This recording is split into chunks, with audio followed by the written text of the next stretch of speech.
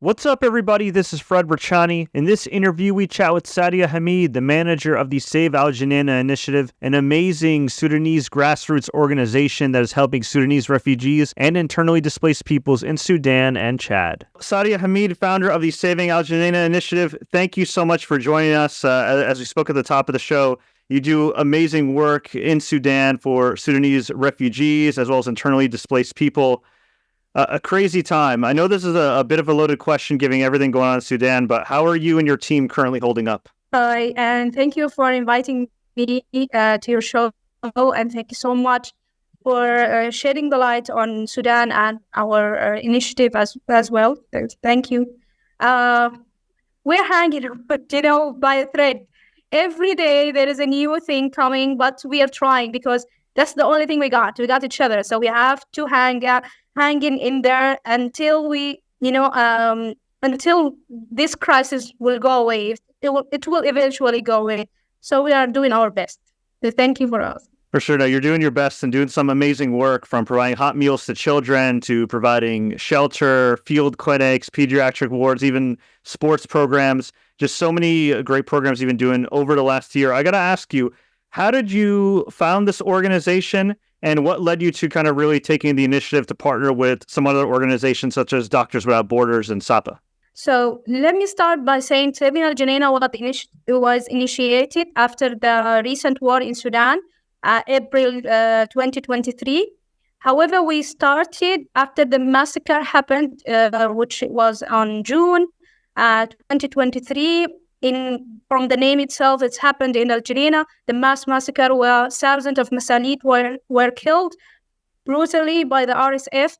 And from there are 10,000 and currently 260,000 to be accurate, of Sudanese are located in Adrey, Chad, which is a border city to Sudan, where all of these people had to evacuate the country to go to Adrey because it's the nearest area for them.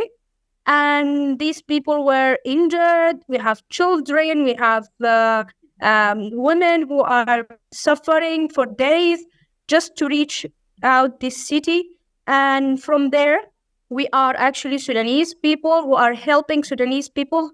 And in the beginning, most of our staff were from AlGeneina itself, okay? And these people were just helping their families and helping them with medicine, with food, with tent. We were just providing simple donation and trying to cover as much as people. And from there, we thought about, let's make it an initiative. Let's make it. That's where the hashtag came from, Save AlGeneina, and مبادرة أنقذ الجنينة in Arabic, which means Saving AlGeneina Initiative. And from there, we initiated this initiative. And then after that, it's reached to all part of Sudan, most part of Sudan. We are working as well in Sinar, Al-Gadarif, Khartoum, the capital itself. We're working everywhere, almost everywhere in Sudan, in addition to our first camp in Chad. That's pretty incredible. And yeah, I commend you for all the work you've been doing. And was this the first time you've worked in, as far as on grassroots campaign? Was it just as simple as, hey, these are my people and they're suffering and we need something to do to help? Or did you have a previous background in philanthropy or any kind of organization? Yeah, so as Sudanese, we are, we never had a stable government, or the country was never stable. So we had revolution after revolution, and most of the time people in need. So from there, you had to do something, So I started since 2019, when there was the revolution, and the people were gathering together. So we were sending donations from abroad to reach the people in Sudan. After that, the marshes, we were helping the injured in the marshes, because so many young people were targeted, unfortunately, by the police and injured. And we had to find them treatments and protect them during the marches. And then the war came. So it was a continuous work that led to this work. Also, I'm part of revolutionary group and emergency rooms, which are the emergency room in Sudan. So you can say that it's ongoing volunteer work. What was the thing that you decided to get involved with first? And what would you say is the easiest way for people to start getting involved? When the war happened, everyone was thinking like this temporarily. Like everyone was saying, okay, we're just gonna leave our home for days and come back. So people were just looking for evacuation. So we started evacuating people. And some of the people were looking for medicine. Where is the open for pharmacy? Where is the open hospital? Which was the safe road to go? So this what happened when we started. Then it's starting to escalating, and now it's like 14 months more. It's going and still going. So we are looking at ongoing crisis and escalating even bigger and bigger, because it seems like the whole world is not interesting anymore. I don't know. Maybe because of the media trying to make it look like it's just a war between two generals, or just civil war, African fighting each other. It's not like that. Actually, we are under occupation. People are evacuated from their houses. There are people who are living there. But after they evacuate you, they'll take your belongings. They live there. They even married in your houses. People were target for all kind, rape and sexual assaults, killing. Even there are torture camps. So everything. The first thing, you should expose these people. Talk about what's happening in Sudan. Let the whole world know that this is not something that people should just let it happen. Because everything you can imagine, all the unspeakable, happened during this war. People were forced, to bury other while they are alive. That's what happened in the massacre of Nertiti, which is in Nertiti is in Darfur. So you can imagine how horrible this is.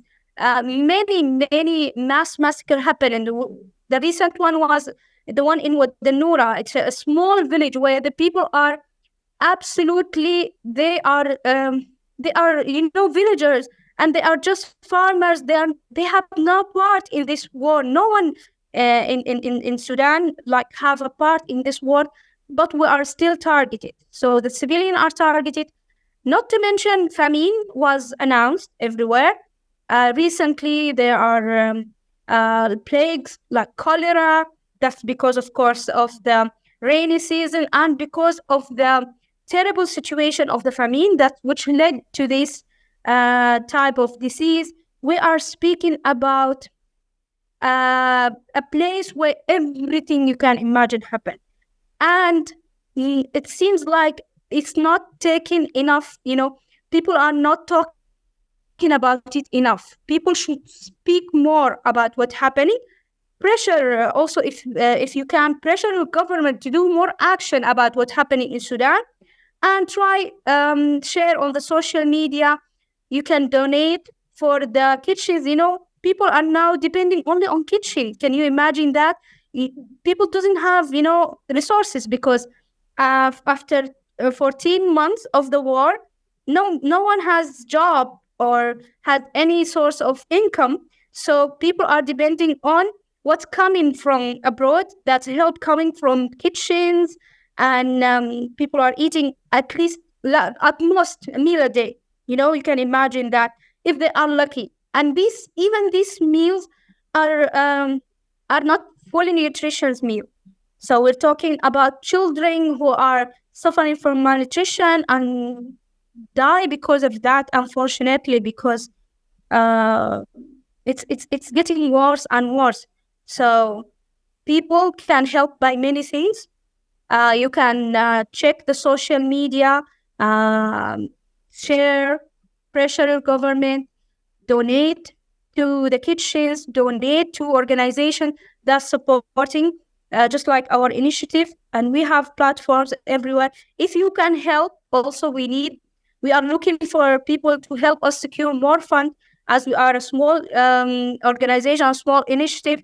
So we need as much help as we can from you. Is there anything right now that the United Nations is doing for Sudan? And how should people pressure the UN to step in if there's something else that they can do to further stop this war, this famine, this genocide? Yes, I will tell you what, actually, when we started our initiative, we're trying to reach this big organization because we thought, okay, they're going to help. Of course, that's their role. What are they waiting for? We are people who are in need. We are suffering. So let's help us. And unfortunately, what we got from them is a simple phrase saying that, sorry, our funds for Sudan are limited. You can imagine that. Yeah.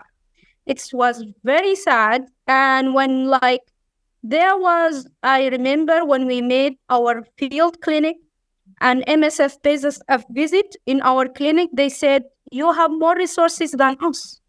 We might also transfer some of the cases to you because, our resources are not that big for such countries like Chad and Sudan. They are not that big. The WFP, they are distributing food rations inside the camp. But it's not enough. It's never enough, We're talking about families where there are at least 7 members, 9 members.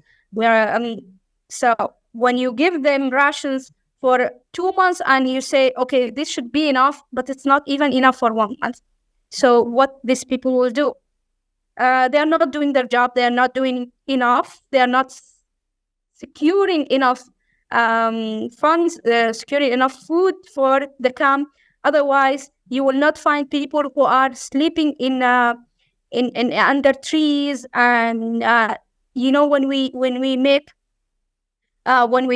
for example, we have some. We go through the camp sometimes to check if there are people in need. We find people who didn't have a meal for 3 days.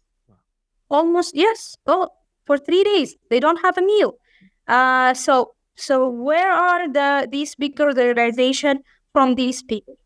We're talking about a very small clinic working inside a huge camp where there's 260,000 people living there.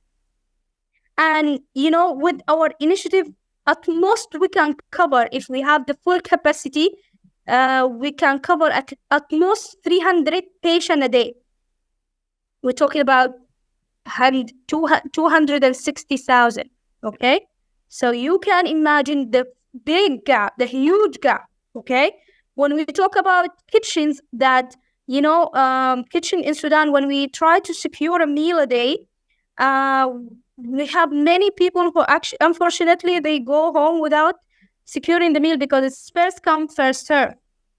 So how much we can cover? We're talking about cities that there are many people who are waiting to have at least a meal a day, and it's not covered enough. And they just ask you this, for me, tedious question, are you registered? Do you have a statistic report? Do you have a bank account in your name as a registered organization or initiative? Come on, people, we are trying, we are just trying to help ourselves. There is no government, like a real government, like you can go and register or do this process that you are asking me to bring. So you should think about this. This is an unusual situation. So you need to bring unusual solution. There are people who can work. You can check that they are working on the ground. So you should help them. That's the least you should do.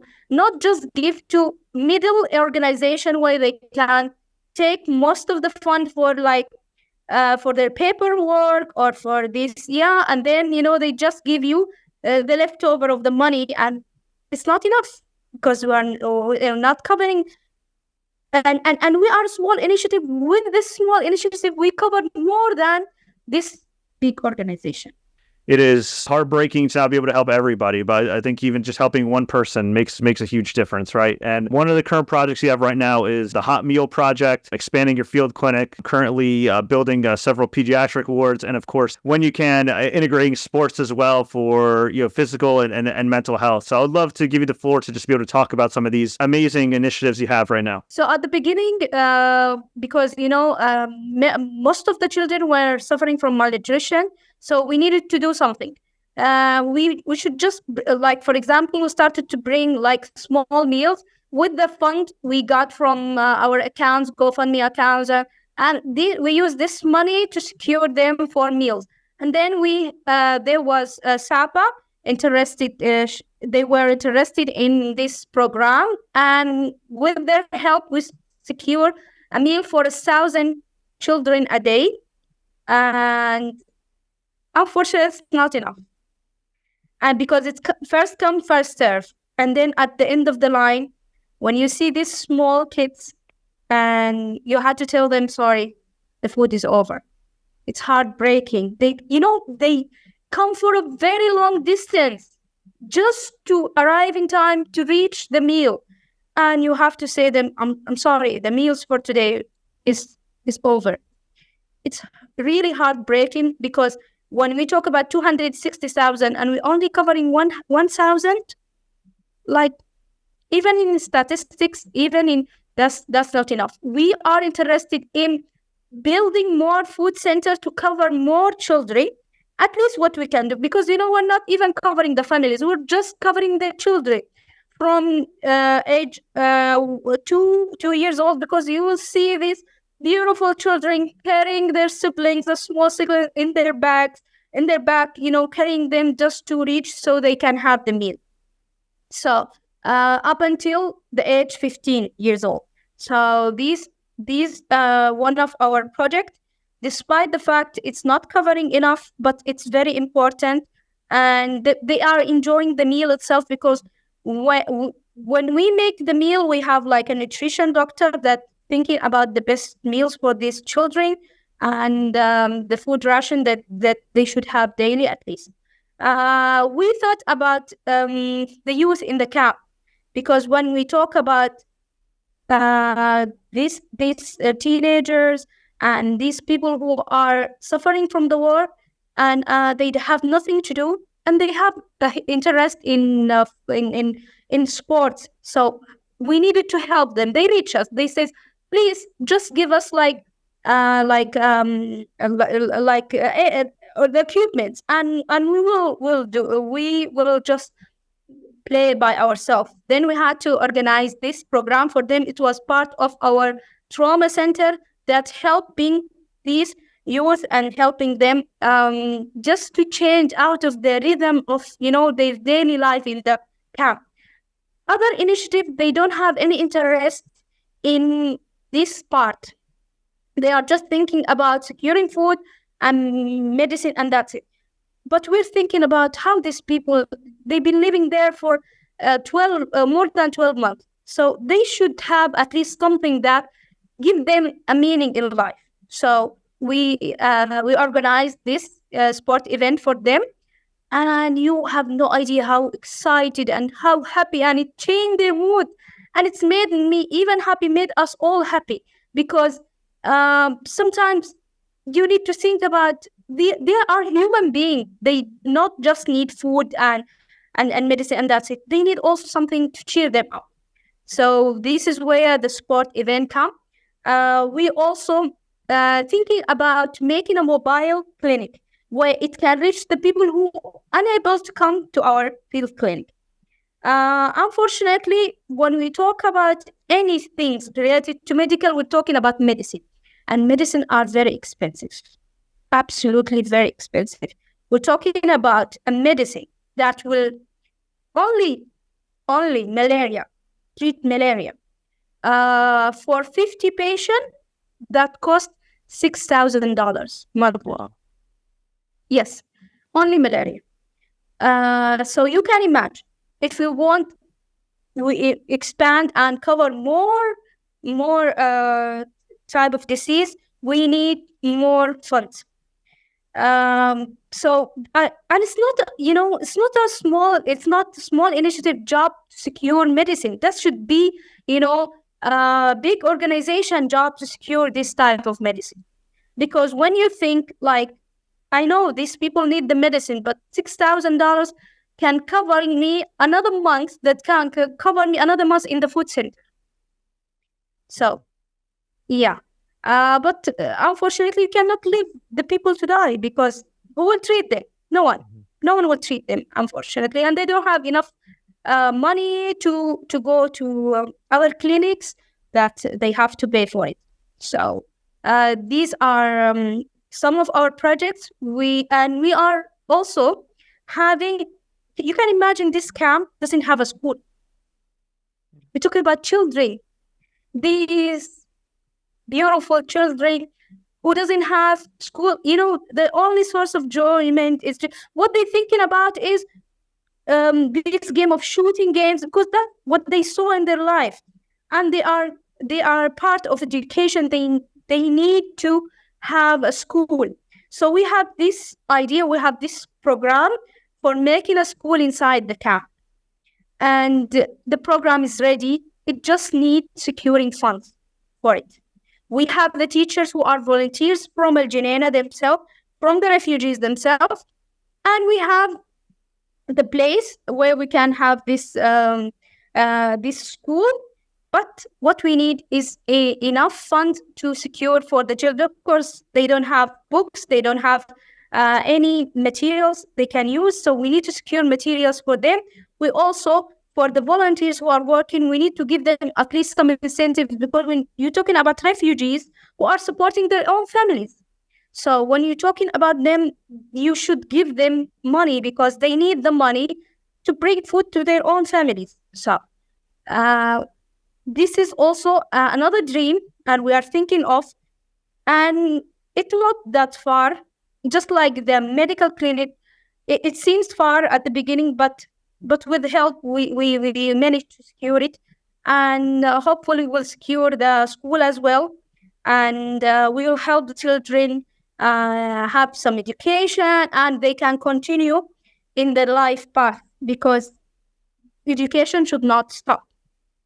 So these like some of our projects that happening in the camp recently, and our potential projects as well. I know some people might be asking too, this is all great and you obviously have people on the ground, but are there any challenges in terms of also getting any of the aid in there? Or do you primarily rely on people in AlGeneina and on the border? Yes, of course. There are many challenges, including, of course, the main one is is securing funds. That's the main challenge. But there are also another challenge, because, during this rainy season, Adari itself, the city, it's hard to reach, because we're talking about the roads are not accessible because of there are flood, and it's really hard to get there.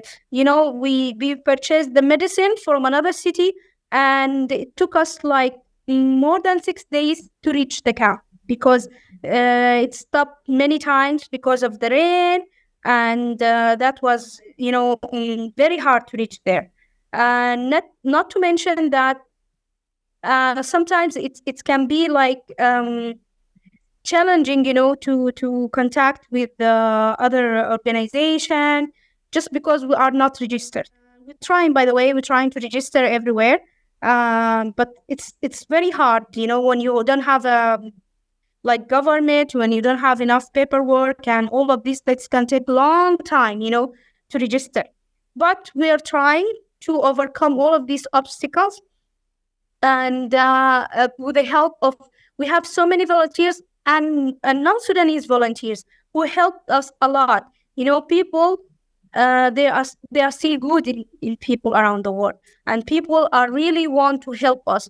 They came with their expert, with their knowledge, even with donation. I'm proud to say that most of our donation comes from foreign countries. So that means at least there are some people who care about what's happening in Sudan, because Sudanese right now, everyone, if you ask everyone for donation, he will say, I have family members to support, because they've been there for 14 months without any income, all sort of income. And we're talking about people who left their houses with their clothes on, nothing more.